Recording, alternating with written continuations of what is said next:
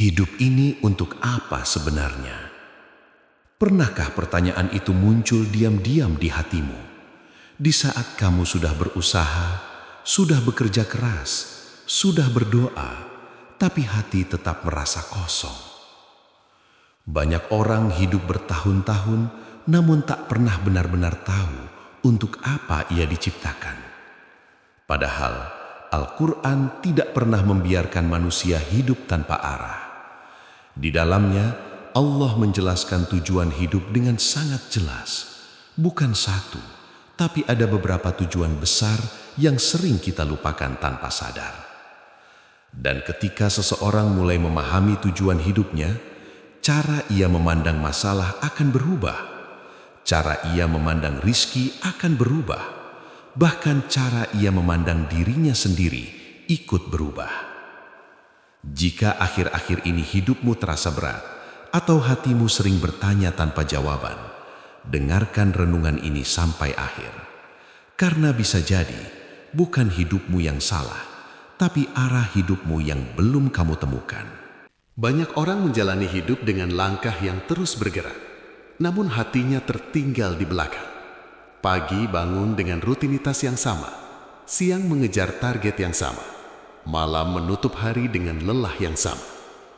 Hari demi hari berlalu, tahun demi tahun bertambah. Namun di satu titik, hati mulai bertanya dengan jujur, aku hidup untuk apa sebenarnya?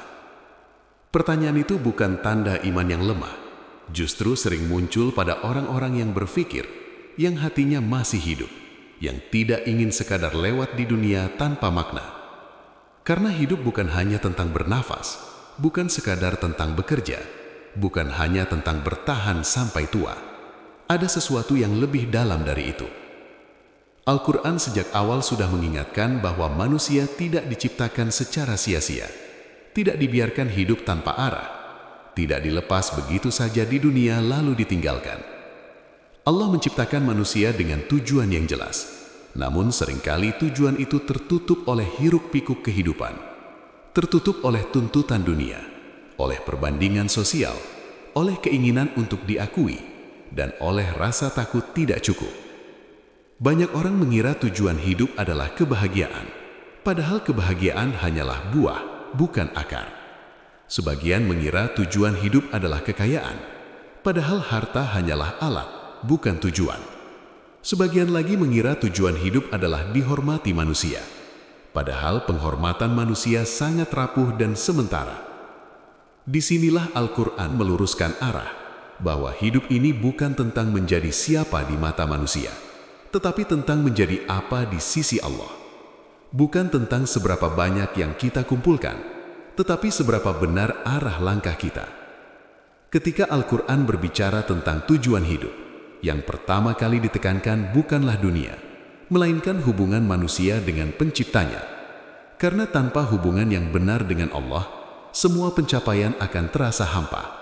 Sebesar apapun hasilnya, setinggi apapun posisinya, jika hati tidak tahu kepada siapa ia bergantung, maka ia akan mudah runtuh. Manusia diciptakan dengan fitrah untuk mengenal Tuhannya. Itulah sebabnya, saat seseorang jauh dari Allah, hatinya gelisah, meski hidupnya terlihat baik-baik saja. Dan sebaliknya, ada orang yang hidupnya sederhana, ujiannya berat, namun hatinya tetap tenang, karena ia tahu kepada siapa ia kembali. Tujuan hidup bukan hanya soal apa yang kita lakukan, tetapi untuk siapa kita melakukannya. Dua orang bisa melakukan hal yang sama, namun nilainya di sisi Allah sangat berbeda. Satu melakukannya demi pujian, yang lain melakukannya karena ketaatan. Satu terlihat besar di mata manusia, yang lain mungkin tak terlihat oleh siapapun, namun justru dicatat dengan kemuliaan di langit. Saat manusia lupa tujuan hidupnya, ia akan mudah tersesat. Ia akan mengira kegagalan sebagai akhir segalanya. Ia akan mengira ujian sebagai hukuman semata. Ia akan mengira kesempitan rizki sebagai tanda ditinggalkan. Padahal, seringkali semua itu adalah bagian dari proses agar manusia kembali kepada tujuan awal penciptaannya. Al-Quran tidak mengajarkan manusia untuk membenci dunia, namun mengajarkan agar dunia tidak menguasai hati, karena hati yang dikuasai dunia akan selalu merasa kurang, selalu merasa tertinggal, dan selalu membandingkan diri dengan orang lain. Sedangkan hati yang terarah kepada Allah akan merasa cukup meski sederhana, akan sabar meski diuji, dan akan tenang meski belum memiliki banyak hal. Tujuan hidup juga berkaitan dengan tanggung jawab, bahwa hidup bukan sekedar hak untuk menikmati, tetapi amanah yang akan dimintai pertanggungjawaban. Setiap waktu yang berlalu, setiap tenaga yang digunakan, setiap kesempatan yang diberikan, semuanya akan ditanya. Bukan untuk menakut-nakuti, tetapi agar manusia hidup dengan kesadaran. Kesadaran inilah yang mengubah cara seseorang memandang hidup. Masalah tidak lagi selalu dianggap musibah, tetapi bisa menjadi pengingat. Keterlambatan rizki tidak selalu dianggap penolakan, tetapi bisa menjadi perlindungan. Kehilangan tidak selalu dianggap kehancuran, tetapi bisa menjadi jalan pulang. Saat tujuan hidup mulai dipahami, seseorang tidak lagi hidup reaktif terhadap keadaan. Ia tidak mudah putus asa saat jatuh dan tidak sombong saat naik. Karena ia tahu, hidup ini bukan tentang siapa yang paling cepat, tetapi siapa yang paling lurus arah langkahnya. Dan mungkin jika hari ini hatimu bertanya, jika hidup terasa berat tanpa sebab yang jelas, jika ada kekosongan yang tidak bisa diisi oleh apapun, itu bukan tanda kamu gagal. Bisa jadi itu tanda bahwa hatimu sedang diajak kembali untuk mengingat tujuan hidup yang sesungguhnya. Setelah manusia mulai menyadari bahwa hidup ini memiliki tujuan, Al-Quran membawa pemahaman itu lebih dalam. Bahwa tujuan hidup bukan hanya soal mengenal arah, tetapi juga soal bagaimana menjalani setiap langkah di sepanjang jalan itu. Banyak orang ingin hidupnya bermakna, namun tidak semua siap menerima proses yang menyertainya. Padahal, makna hidup tidak lahir dari kenyamanan semata. Ia sering tumbuh justru dari kesabaran, dari keikhlasan, dan dari kesediaan menerima ketetapan Allah meski tidak selalu sesuai dengan keinginan. Di dalam Al-Quran, manusia diingatkan bahwa hidup ini adalah ujian. Bukan ujian untuk menjatuhkan, melainkan untuk menampakkan siapa diri kita yang sebenarnya.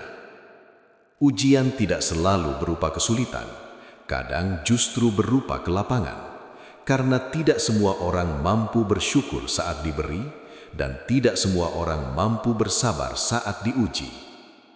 Saat seseorang memahami bahwa hidup ini adalah ujian, cara pandangnya akan berubah. Ia tidak lagi mengukur nilai dirinya dari hasil semata, tetapi dari sikapnya saat menjalani. Ia mulai bertanya, apakah aku tetap jujur ketika tidak diawasi? Apakah aku tetap bersyukur ketika diberi? Apakah aku tetap berbaik sangka ketika diuji?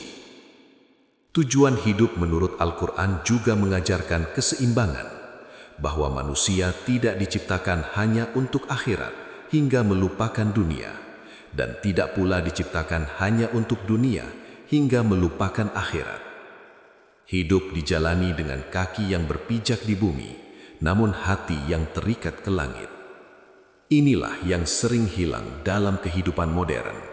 Banyak orang sibuk membangun masa depan dunia, namun lupa menyiapkan bekal pulang.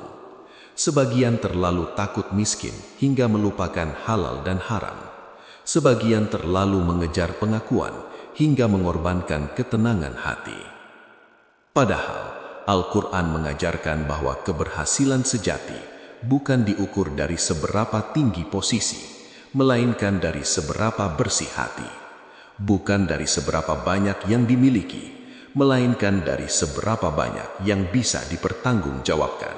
Saat tujuan hidup ini benar-benar meresap, seseorang akan lebih tenang menghadapi perbedaan nasib. Ia tidak iri berlebihan saat melihat orang lain di atas, dan tidak merasa hina saat dirinya berada di bawah. Karena ia tahu, Allah membagi ujian dengan sangat adil, meski bentuknya berbeda-beda. Ada orang diuji dengan kekurangan, Ada yang diuji dengan kelimpahan, ada yang diuji dengan kesepian, ada yang diuji dengan banyaknya tanggung jawab. Semua berjalan sesuai dengan kemampuan masing-masing. Tidak ada yang tertukar, tidak ada yang keliru.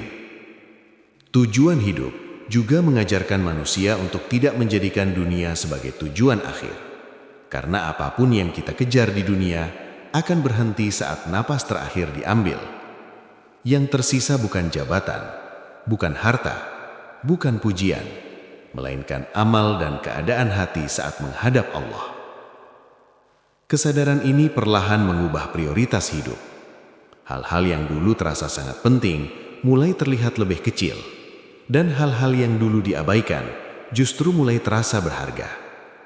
Waktu bersama keluarga, doa yang khusyuk, amal kecil yang ikhlas, semuanya mulai memiliki makna yang berbeda. Saat manusia hidup dengan tujuan yang benar, ia tidak lagi merasa hidupnya sia-sia meski belum mencapai semua yang diinginkan. Karena ia tahu, yang terpenting bukan seberapa jauh ia melangkah, tetapi apakah ia melangkah di jalan yang benar. Dan mungkin di titik ini, hidup mulai terasa lebih ringan, bukan karena masalah hilang, tetapi karena hati sudah tahu untuk apa ia diciptakan dan kepada siapa ia akan kembali. Ketika Al-Quran berbicara lebih jauh tentang tujuan hidup, ia membawa manusia pada satu kesadaran penting, bahwa hidup ini bukan hanya soal menjalani hari demi hari, tetapi tentang bagaimana setiap langkah bernilai di sisi Allah. Allah tidak menciptakan manusia untuk sekedar hidup lalu mati tanpa makna. Al-Quran dengan sangat tegas mengingatkan bahwa manusia diciptakan bukan dengan sia-sia. Allah berfirman bahwa manusia mengira akan dibiarkan begitu saja, tanpa dimintai pertanggungjawaban. Padahal setiap kehidupan memiliki akhir, dan setiap akhir akan diikuti oleh perhitungan. Kesadaran inilah yang seringkali hilang. Banyak orang hidup seolah waktu tidak pernah habis, seolah kesempatan selalu ada, seolah esok hari pasti datang. Padahal Al-Quran berkali-kali mengingatkan bahwa kematian bisa datang kapan saja, tanpa menunggu kesiapan manusia. Bukan untuk menakut-nakuti, melainkan agar manusia hidup dengan kesadaran. Karena hidup yang dijalani tanpa kesadaran tujuan akan mudah terseret oleh arus dunia. Ia akan mengikuti standar yang ditetapkan manusia, bukan nilai yang ditetapkan Allah. Salah satu tujuan besar hidup menurut Al-Quran adalah agar manusia mengenal dan menyembah Allah. Bukan sekedar dalam bentuk ritual, tetapi dalam seluruh aspek kehidupan. Dalam cara bekerja, cara bersikap, cara mengambil keputusan, bahkan dalam cara memandang ujian. Allah menegaskan bahwa Dia tidak menciptakan jin dan manusia, melainkan agar mereka beribadah kepadanya. Ibadah di sini bukan hanya sholat dan doa, tetapi ketaatan total dalam menjalani hidup sesuai dengan petunjuknya. Karena itulah, dua orang bisa sama-sama sibuk, namun yang satu bernilai ibadah, dan yang lain hanya melelahkan. Ketika tujuan ini dipahami, hidup tidak lagi terasa kosong. Rutinitas sehari-hari tidak lagi terasa hampa. Karena seseorang tahu bahwa setiap niat yang benar akan dicatat sebagai amal. Bahkan hal-hal kecil yang dulu dianggap sepele. Al-Quran juga mengingatkan bahwa kehidupan dunia hanyalah sementara. Allah menggambarkan dunia seperti permainan dan senda gurau yang cepat berlalu dan menipu. Bukan berarti dunia harus dibenci, tetapi tidak boleh dijadikan tujuan akhir. Inilah yang sering membuat manusia lelah, karena ia menggantungkan kebahagiaannya pada sesuatu yang tidak kekal.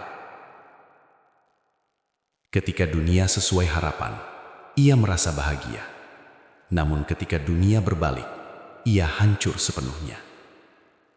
Padahal Al-Quran mengajarkan bahwa kehidupan akhirat itulah yang kekal. dan dunia hanyalah ladang. Apa yang ditanam di sini, itulah yang akan dipanen kelak.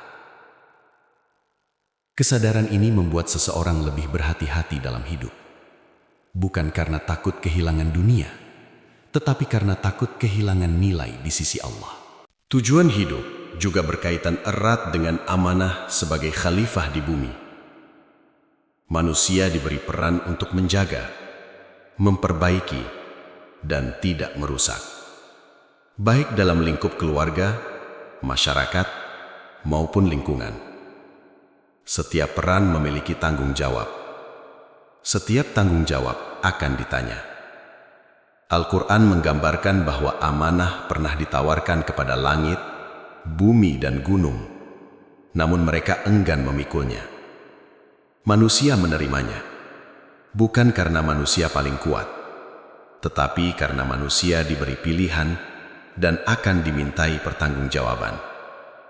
Saat seseorang menyadari ini, ia tidak lagi hidup sembarangan. Ia tidak mudah meremehkan dosa kecil, karena tahu tidak ada yang luput dari pengawasan Allah.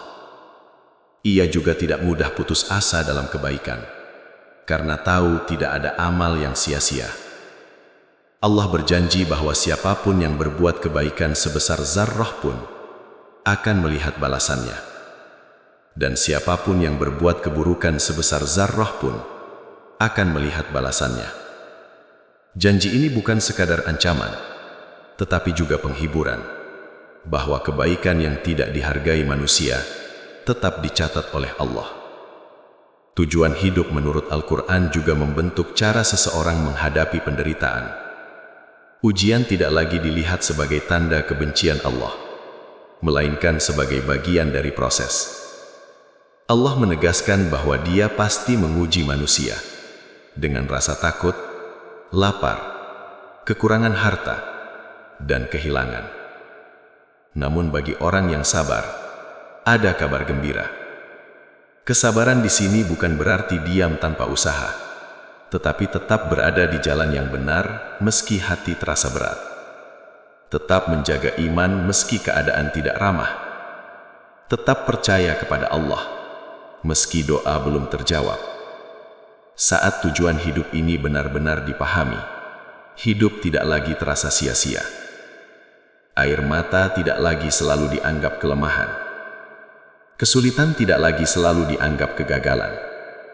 Karena seseorang tahu, Allah tidak pernah menzolimi hambanya. Dan setiap kejadian selalu memiliki hikmah, meski tidak selalu langsung terlihat. Di titik ini, hidup mulai dijalani dengan lebih tenang. Bukan karena semua jawaban sudah ditemukan, tetapi karena arah sudah jelas. Bukan karena masalah hilang, tetapi karena hati sudah tahu kemana ia akan kembali. Dan barangkali, inilah salah satu tujuan terbesar hidup, agar manusia tidak tersesat dalam dunia, tidak lupa asalnya, dan tidak salah arah dalam perjalanan panjangnya. Pada akhirnya, ketika seseorang benar-benar memahami tujuan hidup menurut Al-Quran, yang berubah bukan hanya cara berfikirnya, tetapi juga cara hatinya bersandar.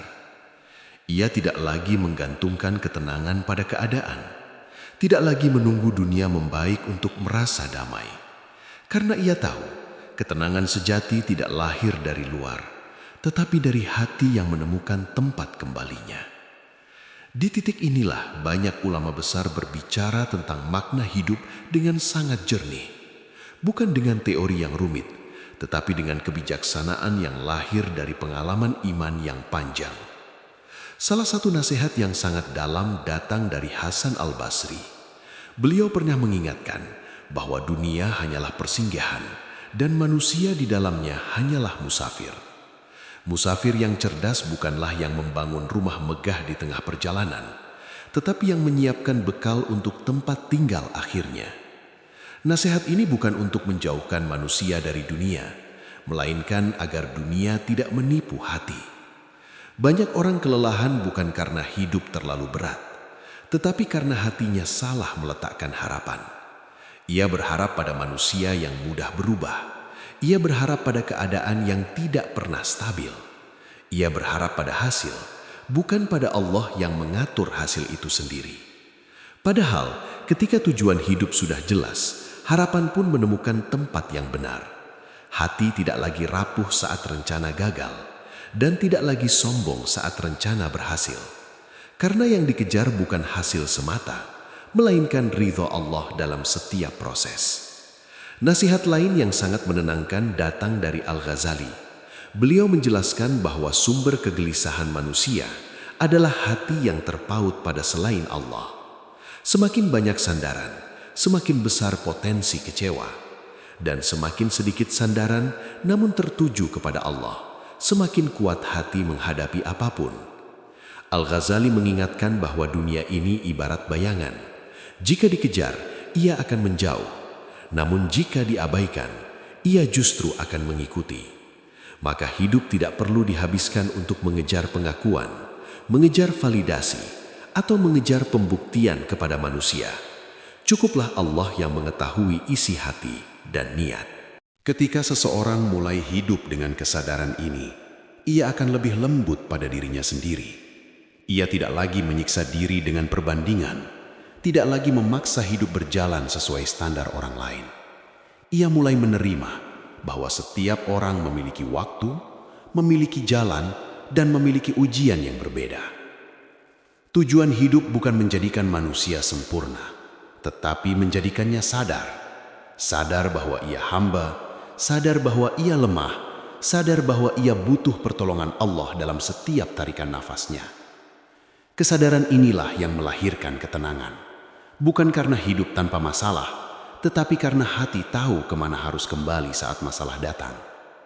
Di titik ini, ibadah tidak lagi terasa sebagai beban, ia menjadi kebutuhan. Doa tidak lagi sekedar rutinitas, tetapi percakapan. Air mata tidak lagi dianggap tanda kelemahan, melainkan bentuk kejujuran hati di hadapan Allah. Dan mungkin inilah makna hidup yang paling sering dilupakan manusia, bahwa hidup bukan tentang seberapa kuat kita terlihat, tetapi seberapa jujur kita berserah.